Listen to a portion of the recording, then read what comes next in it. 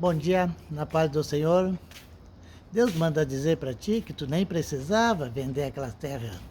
Ele sabe que tu ficou muito aborrecido. Bom dia, que Deus abençoe seu dia. Ele sabe que tu ficou muito aborrecido porque tu não precisava vender aquela terra. Mas foi o mal que estava aí dentro, o diabo mesmo, que estava e usou aquela mulher para vender aquelas terras. Mas Deus manda dizer para ti que aquelas terras é abençoada, que eu, o Lucas e o Mateus, o Lucas, o Mateus e o Juninho, que fizemos aquela limpeza para ficar mais bonito, para ficar uma entrada melhor, porque aquela obra vai continuar, porque eu vou continuar com Deus aquela obra. Bom dia.